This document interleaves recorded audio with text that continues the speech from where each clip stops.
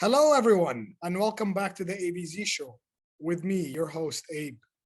Today, I have somebody special. Roy. Hi, Roy. How are you? Abe, doing well. Nice to see you. It's always nice to see you, too. I know it's our first time meeting, but you have to give the dream, right? So, Roy, please tell my audience who Roy is and what do you do? Excellent. Hi, everybody. Name is Roy Koyess. I'm originally Lebanese. Funny story. So, Lebanese, born in Saudi, and kind of globetrotted in my early days. Lived in the Philippines for a couple of years. Lived in Holland for 2 years when I was a youngster, and touched base in Lebanon for 1 or 2 years as well, and then ended up in Canada, in Montreal, for 16 years. After Canada, I moved to Dubai to join a multinational in healthcare, and I spent a good 15 years with them up until 2017. And in 2017, I embarked on a different journey completely, left corporate behind, and launched my own company, a brand in the F&B sector. And here we are today. Can you tell my audience the F&B brand that you launched? 100%. So the brand is called Freakin Healthy. So Freakin Healthy is a better for you snacking brand. That's how it started off. And today we're well into many F&B formats. We launched a meal plan last year in November called Rooted by Freakin Healthy. So the brand is plant-based, it's vegan. It's no preservative, no junks. It's a no-nonsense brand, and we've got a quite vast portfolio nowadays. We're present in omni-channels, online, offline, international presence as well. But that's it's been a fun journey the last couple of years, to say the least. It is always fun, especially entrepreneurial journeys. And it's interesting how, because I don't know you that well, but your story is very similar to mine. I did live in Canada for 18 years as well. Oh, wow. And I did do my Philippines and did my India and wow. And I, again, born somewhere, lived somewhere else. I actually went to Lebanon for a year in university. I've been all over as well. So the whole multicultural experience definitely added to my whole entrepreneurship. 100%. Yeah. So tell me, like, what really, nudged you from that 15-year corporate experience to say, you know what, this is what I want to build and this is what I need. Like something must have sparked somewhere. Yeah. To be honest, I don't want to downplay the corporate experience, because I think, a lot of people might think corporate is something that is, there's a stigma around corporate, but however, corporate is a very important part of my journey. It was really important to get into corporate for 14 years. And I felt by the 13th year, I needed a change. I needed a change of scenery. And I was reflecting on that, a couple of months ago. In that span of 13 years, it was so hard paced, fast paced, a lot of promotions and opportunities. I never really had a chance to sit back and say, is this what I really want to do? It was just like one after the next. And then there was no time for reflection. I think once I got into the, a bit of, burnout, I kind of sat back and reflected. It's like, what do I really want to do here? And it was, usually you do that in 2-3 years into a career, but I did it after 13 years.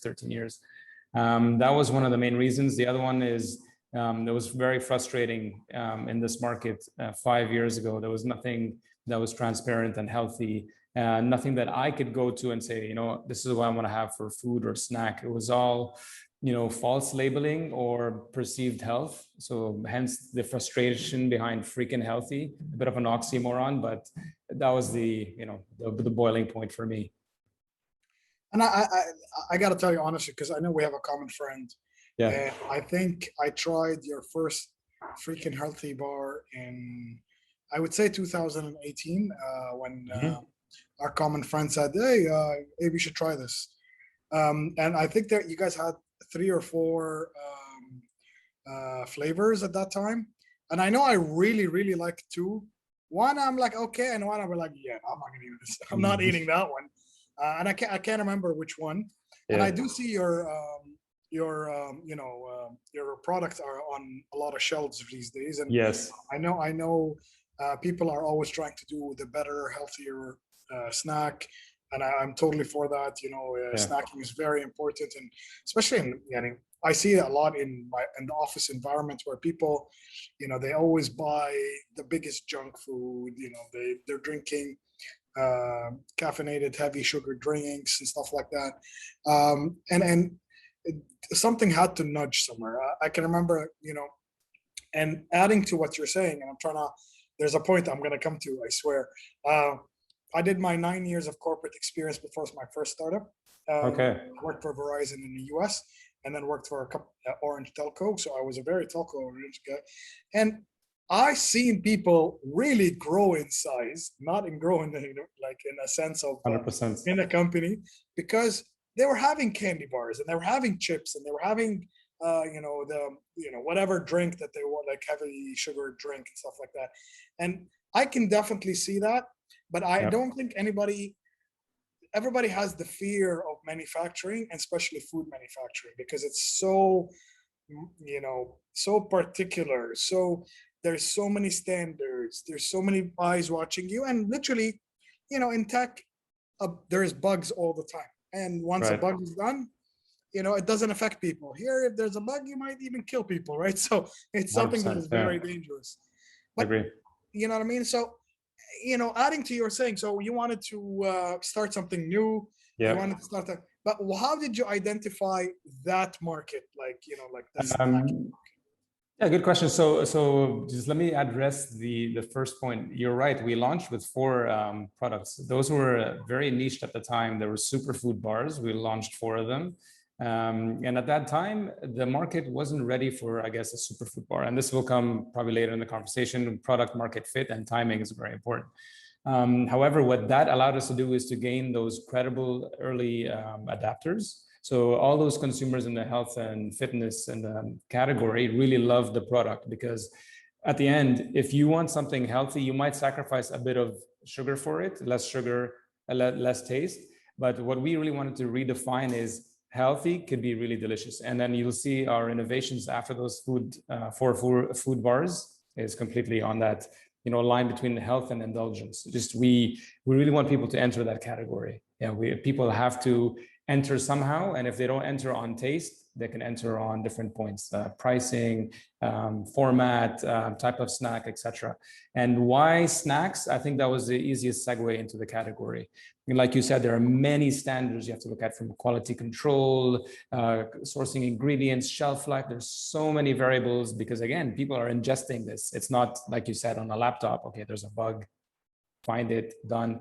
People are ingesting it, and it's people's health. So that process took a while. And snacks for me was I guess it was the kryptonite. When I used to snack in corporate, I would get those sugar highs and I'd crash.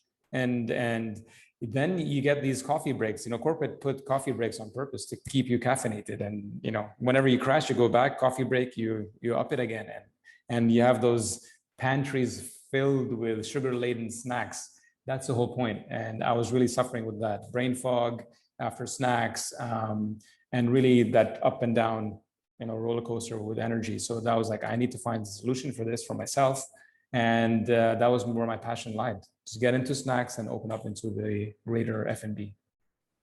Oh, it's very interesting. And, especially when usually when you talk to a lot of people in the F&B snacking business, they usually focus on the younger people, right? So they want the kids, because but it's interesting that obviously your products in the beginning, at least, were more the health conscious. Kids are not going to make health conscious decisions. It's more you want to, and it's true what you said. Like right now, sometimes I'll eat something, maybe when 10 years younger, I'll be like, yeah, no, I'm not going to taste that. But now I'll be like, you know what? It's not bad. It's pretty good. It has a date taste to it, or what? But when we're kids, and we, if it wasn't very sweet, what I mean, and our palate in the Middle East really likes sweet stuff. Even like we were talking earlier that my grandpa had ma'ajanat, but you know how much sugar comes in ajin? They're like in the actual dough, there's tons of sugar. And now the new healthier approaches are less sugar. And, we're trying to eliminate sugar and the white bread and all 100%. That. So This is the point. Kids don't make a decision based on health; they make it on taste. Yeah. But again, it's a saying: always start by scratching your own itch, and that was my itch. But you can't scratch it too long because you'll be alone. So after a while, it's like, good, I'm satisfied with this. Then we have to open up the channels to different market segments and consumer segments. We do have snacks for kids today, and the key for us again is taste is paramount for them, but for the parents, it's also ingredients and health. And that marriage, that balance is key, because anyone can produce a kid's snack full of sugar and artificial colors and flavors, and kids will love it. I have two kids, they would love it. But for us, it's find that balance between good taste, where kids are like, I like this, and health and ingredients quality, where parents are like, I'm going to buy this for my kid. 100%. And you mentioned something that is very key. I think even better quality ingredients. This is something, because I help a lot of F&B companies, and everybody's having this issue, because if you want generic, genetically modified, there's tons of that stuff out there, right? But finding fresh, real, organic, even sometimes not organic, but like fresh, good ingredients is really hard to buy. And I know that affects your supply chain, So tell me, what kind of issues that you guys had, or if you had an issue with that. Let me backtrack a little bit to how we source ingredients. So obviously with our partners, B&B Group, we have wide-reaching network of suppliers. And we still do this today. We look at every ingredient in detail, from specification sheets, and also taste and flavor and ingredient list, sub-ingredient list, because a lot of times you get an ingredient, it's the cheapest, might not be the best, right? So it's not about cost, it's about like really the functionality of that ingredient and the regular supply of that ingredient to the market. In Dubai, unfortunately, everything has to be imported. We don't grow many of the ingredients we use, right? So once you have the ingredients, that's only the first stage. The second is really vetting it. So making sure like everything's aligned. There's no GMO, no artificial flavors, colorants. That is all vetted before we use ingredients. And we then go into the R&D process.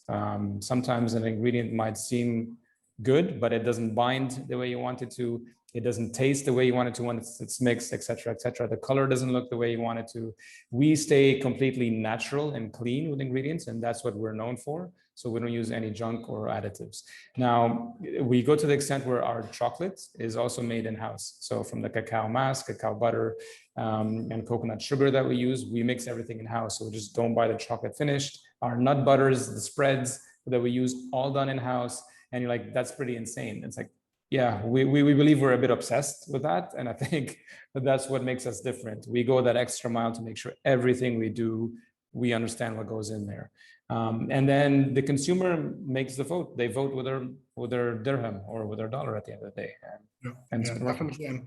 And it's good that you care that much about quality. This is fantastic. Especially, a lot of people say, they'll paste something from here, then they'll add something from here, and then they'll cook something up, but you don't know where the sources is.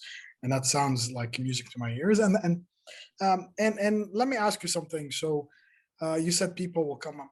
What kind of feedback, do you have that constant feedback mechanism where you tell people, listen, come back, tell us what you want? Have you had focus groups and stuff like that? Because I feel like, especially in the Middle East, people are nice. They'll say, oh, it's all right, but they'll never buy it again. You know what I mean? Like, they'll never give you that aggressive, I hate it. None of that. You know what I mean? What was your mechanism behind it? Yeah, that's a good question. So we do have that feedback loop built in. So we don't do it as much because of COVID, but previously we were part of a lot of the community markets. There's a couple here called, there's Ripe Market, for example, where we sell product, we also sample. And you're right, culturally people tend to sugarcoat, but when you dig deep and ask for real feedback, and if you preface that discussion with, this is important for us to look at our product and R&D and revamp, they tend to give you a bit more, straight to the point feedback. In fact, the first 4 bars we launched, we revamped twice because of consumer feedback.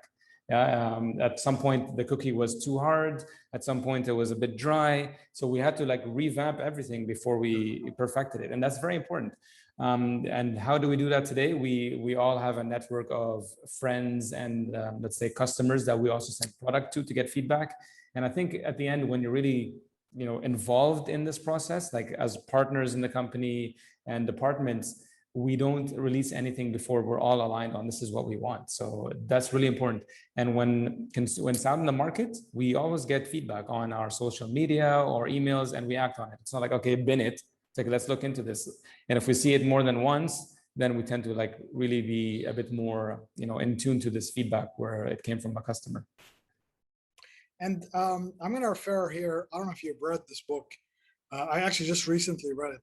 I've been in tech for a while, but I haven't read it. It's called The Mom Test. The Mom Test? No, I haven't. I strongly recommend you should read it. Where, how do you sell your product to your mom? Because your mom will be very, very blunt, and especially with food. It's going to be really tricky with food, because everybody thinks, mom or grandmother is like the rock star of the food, right? So, True. I know some people had some good fathers, like, I know people, their fathers kicked, but the mom test is something that, like, how do you accept feedback? How do you sell your idea?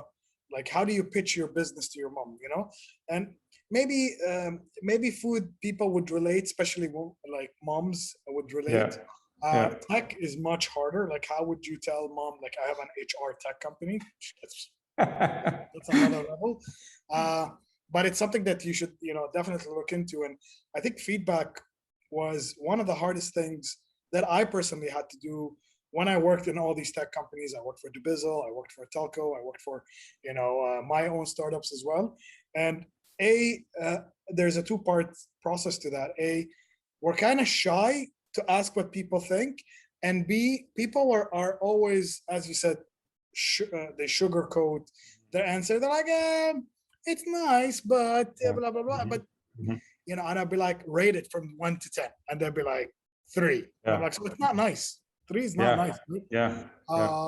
And that's something that I always struggled with, especially getting feedback. It was I love that. This rating from 1 to 10, I actually use. I ask people like rate this from 1 to 10, but you can't use 6 or 7. Then they're like, usually people default to it's a 6 or a 7. No 6 or 7 default. So if it's an 8 or 9, that means you really like it. Then if you want to give it a 5, then we're talking. So I think it's important. Yeah. So maybe I should try your bars again. Listen, Abe, we have 50 SKUs. It's beyond bars now. Like, no, I've tried. I see that product in pink. I've actually tried that. The one in the corner there. This one it's amazing. That's the best product. No, we just launched. Hang on, stay there. So this is the new one. Maybe it's not this one, but caramel. Yeah, caramel. Yeah, that's the one I had. It's delicious. Amazing. Yeah. So and like the thing about feedback. So this is snacks, but when you're in like meal plans, I find a lot of times customer service, or we get defensive if someone gives it. It's like no one's accusing you. They're just giving you feedback on the food or meal. Don't take it personally. It's tough to hear the message, even like as a founder. It's like, what? You think something's wrong with my food or snacks, but I think if you take that with a grain of salt and like get it from the consumer perspective, it's going to only enhance your product offering if you pay attention and fix it. Yeah, I agree. And you know what? Feedback is something that, so, okay, my first big startup, everybody knows, is the reason I entered Endeavor is I have a call center company in Jordan. We employ over 1,500 people. So we're all about feedback, and we're all about, taking exactly what the customer is saying and not being as neutral as possible. In saying that, also founders, sometimes they drink their own Kool-Aid, right? So they're like, I'm selling the best thing and the best snacks. There is different palettes, there's different tastes, you know what I mean? Like, and that's something that, you have to maneuver. And, not because one person doesn't like it and 9 others like it, you can't cater to all 10. That's the rule. And making that right decision. But if 9 people are telling you this product really needs work, it's grainy, it's dry, then you need to go back to the drawing board, right? So I agree. Yeah. that's something that you're. So what is the weirdest thing anybody has told you? I'm very curious. Oh my God. So I'm not sure. Weirdest thing. I get a lot of weird things, to be honest. I'm sure. So yeah. I don't know. One of the things that keeps coming up is, I guess, people think I'm much younger than I am, and I'm not disclosing my age, but at some points, like early 20s, like really. Secondly, I think sometimes the afro grows out of control. So it's I get some fun and weird comments about the hair. But like I hear fun and weird things all the time, Abe. So I'm used to that. It's all fun. So I tend to share every single time like a story. This time I'm going to tell you. So I'm in my mid-40s as well, by the way. So I've You feel me? Yeah. Yeah. I've been working full time since I was 19. So I now have over 25 years of experience, right? And so what's it called? So everybody knows me as Abe, but my real name is Brahim. I actually had employees work for me that thought Brahim and Abe were two completely different people, which is great because then you can get feedback on both sides. You're like, what do you think of Abe? Oh, what do you think? So, but that's the weirdest thing that has happened to me. But I'm sure people come back to you and say, maybe if you add a bit of honey, or I'm sure a lot of people told you this kind of feedback, right? I'm 100% sure. Oh man, everybody has their 2 cents, but we sometimes we listen to it, but a lot of times we have to also educate why we don't use this ingredient versus that. For example, honey, not too many people know, is not plant-based. Right? Yeah, it's not vegan. That I knew from the other businesses that when we're helping F&B, they're like, I'm like, use honey. I'm like, that's not vegan. I'm like, interesting. Right. So okay, so what's in plan for you? Like, what's the plan for Freakin Healthy? Or are you gonna? You said you had a meal plan thing that you popped up. Like, what's 2.0 Roy? Right. So I would say, so Freakin Healthy is still in its infancy stage, I would say. It's been 3 years. We're moving quite quickly, but I really want the brand to be known as a healthy lifestyle brand, not just F&B. And we're getting into that slowly but surely. We started off with snacks. I also want it to be synonymous with a label of trust. So when you see the brand, I want you to trust that everything's been done to make sure we get the best ingredients, top quality, and everything we claim is accurate on the box. That's important. So I don't want people to double guess that or second guess it.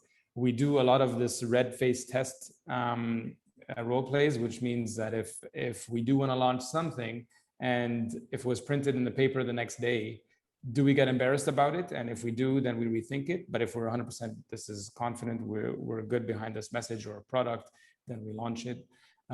We want to be available in all aspects of someone's life, whether it's the pantry, the fridge, the freezer, meal plans, you name it. Reach out and get a healthy food or snack from Freakin Healthy. That's the ultimate goal.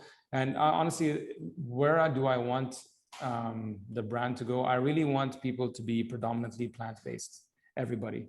I'm not saying exclusively, I'm not like an evangelist here, but predominantly plant-based. I think it's important for the environment, for the welfare of animals, and also for the health. Yeah, that's the ultimate goal.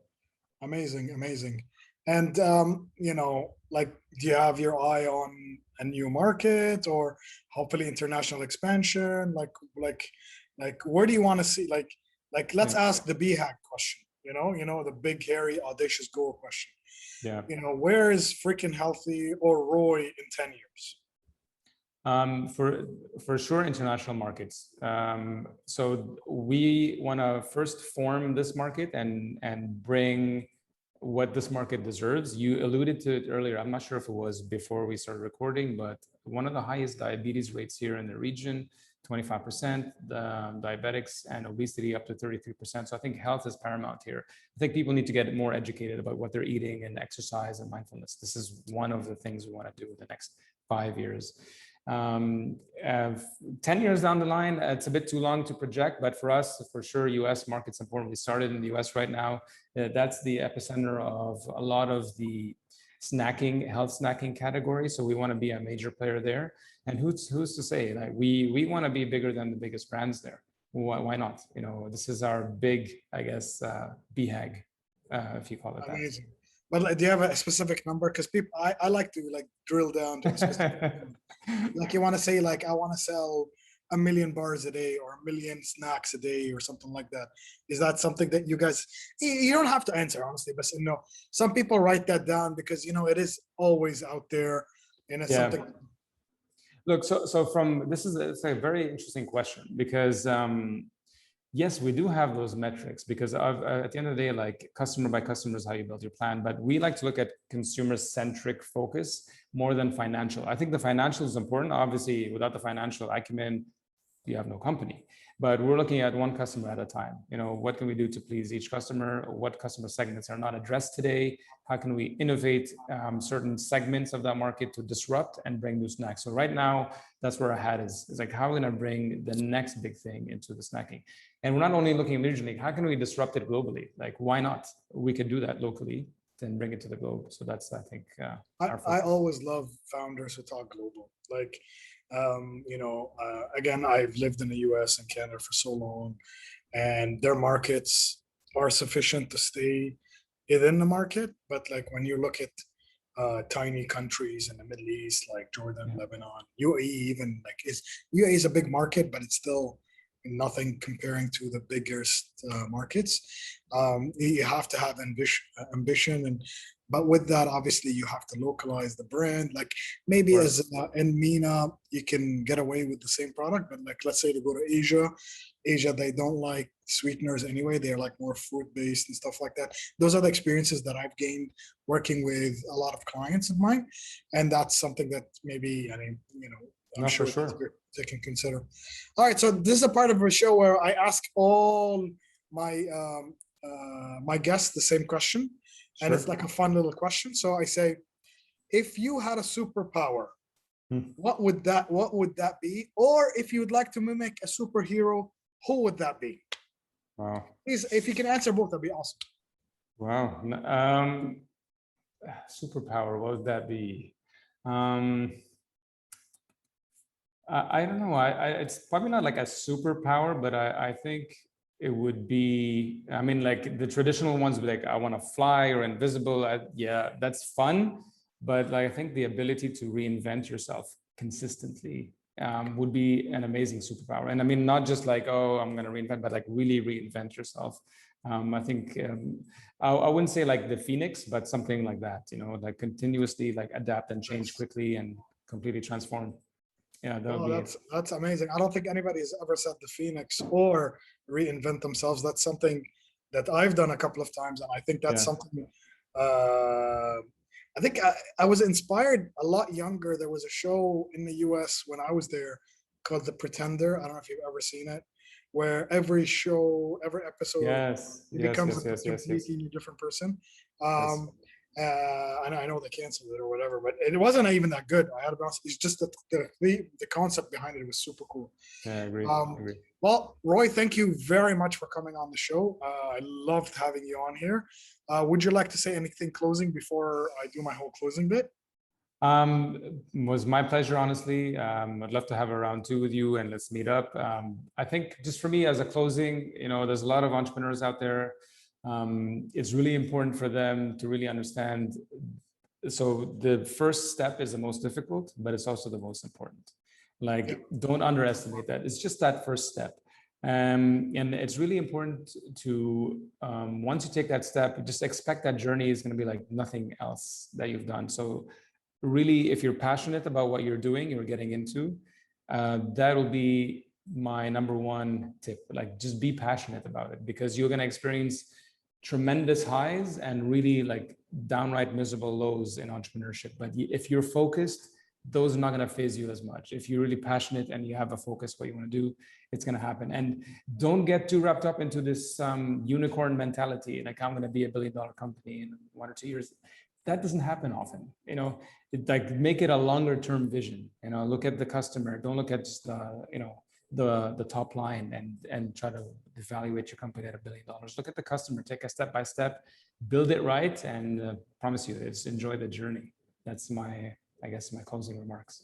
I actually love this about enjoying the journey, because it is a journey, and it is like a super high and a super low that, and you don't want to quit when the super low, and then again, you want to double down on the super highs, but it's a constant journey, learning journey.